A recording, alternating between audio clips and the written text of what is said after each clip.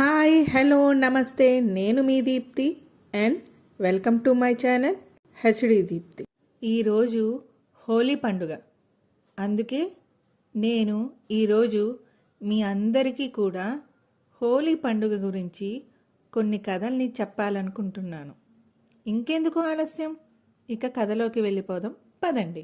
అసలు హోలీ అంటే ఏమిటి? హోలీ అంటే ఆనందాల డోలిక అని అంటారు. అసలు హోలీ పండుగ కోసం మన భారతీయులు అందరూ కూడా ఎంతగానో ఎదురు చూస్తూ ఉంటారు. మన దేశంలో దీపావళి తర్వాత అంతే సరదాగా వేడుకగా చేసుకునేది ఈ హోలీనే. మన హిందూ పురాణాల ప్రకారం హోలీ అనేది సత్యయుగం నుండి జరుపుకుంటున్నాము. ప్రతి సంవత్సరం ఫాల్గుణ మాసంలో పౌర్ణమి రోజున హోలీని జరుపుకుంటున్నాం. ఈ పండుగని హోలీ అని, కాముని పున్నమి అని, డోలికోత్సవం అని కూడా అంటారు. మొదటి కథ, డోలికోత్సవాన్ని హోలీ అని అంటారు. పూర్వం వంగదేశంలో డోలికోత్సవం లేదా డోలోత్సవంని జరుపుకుంటారు. ద్వాపర యుగంలో శ్రీకృష్ణుడు గోపికలతో కలిసి బృందావనంలో పువ్వులతో రంగులతో ఆడుకుంటూ ఒక ఉత్సవంలా చేసుకునేవారంట. అందుకే అదే రోజుని ప్రతి సంవత్సరంలో చేసుకుంటున్నారు. ఇలా రంగులు పువ్వులు చల్లుకోవడం ద్వారా ప్రేమ, అనుబంధాలు, సౌభాగ్యాలు వెల్లివిరుస్తాయని ఒక నమ్మకం.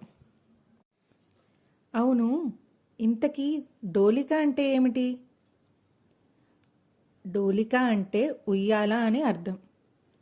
మన పురాణాల ప్రకారం ఇదే ఫాల్గుణ మాసంలో పూర్ణిమ తిథిలోనే మన చిన్ని బాలకృష్ణుడిని ఉయ్యాలలో వేశారంట. అందుకే వెస్ట్ బెంగాల్లో హోలీ రోజున శ్రీకృష్ణుడిని చిన్ని ప్రతిమను ఉయ్యాల్లో వేసి ఇప్పటికీ కూడా డోలికోత్సవం చేస్తుంటారు. అంతేకాదు, ఇదే హోలీ రోజున శ్రీకృష్ణుడు ఆ రాధను ఉయ్యాలలో కూర్చోబెట్టి రంగులు రాసినట్లు కూడా మన పురాణాల ద్వారా మనం తెలుసుకోవచ్చు. ఇప్పుడు రెండవ కథ, ప్రహ్లాదుడు రాక్షసరాజు అయిన హిరణ్యకశిపుడి కుమారుడు. అలాంటి ఆ ప్రహ్లాదుడు విష్ణుమూర్తికి పరమభక్తుడు. ఎప్పుడు కూడాను హరినామస్మరణలోనే మునిగేవాడు. అందుకే ఆ హిరణ్యకశిపుడికి కుమారుని పైన ద్వేషం కలిగి అంతా పసిబాలుడిని మట్టుబెట్టాలని నిర్ణయించుకొని తన రాక్షస సోదరి అయిన హోలికని పిలిపించాడు. తన కుమారుణ్ణి తన మాయాశక్తితో మంటల్లో ఆహుతి చేయమని చెప్పాడు. అప్పుడు ఆ హోలిక కనీసం జాలి అనేది లేక ఆ పసిబాలుడిని తన ఒడిలో కూర్చోబెట్టుకొని మంటల్లోకి దూకింది. కానీ ఆ ప్రహ్లాదుడు సురక్షితంగా ఆ శ్రీ మహావిష్ణువు మాయతో బయట పడగలిగాడు. కానీ హోలిక మాత్రం ఆ మంటల్లోనే కాలి చనిపోయింది. అలా హోలిక అనే రాక్షసి దహనమైన కారణాన ఆ రోజుని హోలీ పండుగని జరుపుకుంటారు అని కొంతమంది చెప్తారు. అందుకే కొన్ని ప్రదేశాల్లో ఆ ముందు రోజు రాత్రి హోలికా దహనాన్ని కూడా నిర్వహిస్తూ ఉంటారు. ఇక ఇప్పుడు మూడవ కథ, కృతయుగంలో సూర్యవంశపు మహారాజు అయిన రఘునాథుడు పరిపాలన చేసేవాడు. ఒకరోజు ప్రజలంతా వచ్చి మహారాజుని సందర్శించి తమ కష్టాలను విన్నవించుకోవడం ఈ విధంగా ప్రారంభించారు. మహారాజా, హోలిక అనే రాక్షసి తమ పిల్లల్ని హింసిస్తోందని ఎంతగానో దుఃఖిస్తూ చెప్పారు.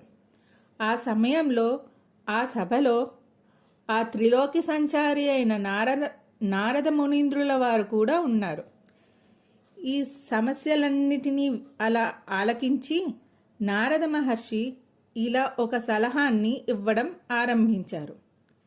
మీరంతా కూడా ప్రతి ఏటా ఫాల్గుణ పూర్ణిమ నాడు హోళికను శ్రద్ధాభక్తులతో పూజిస్తే మీ సమస్యలు తొలగిపోతాయని చెప్పారు. ముఖ్యంగా ఆ పూజలు పగటిపూట చేస్తే మీ కష్టాలు పెరుగుతాయని, అదే రాత్రివేళలో చేస్తే మంచిదని కూడా ఒక చిన్న సలహాను సూచనగా కూడా చెప్పారు. అప్పటి నుండి హోలీ పూజలు మొదలయ్యాయని మన పూర్వీకులు చెప్తుంటారు. ఇవే నాకు తెలిసిన హోలీ గురించి కథలు. అందరికీ హోలీ శుభాకాంక్షలు. అందరూ కూడా కెమికల్స్ లేని రంగులతోనే ఆడుకోండి. అది మీకు, ప్రకృతికి కూడా చాలా మంచిది. Thank you. మీకు నచ్చితే లైక్ అండ్ సబ్స్క్రైబ్ చేయండి. Bye bye.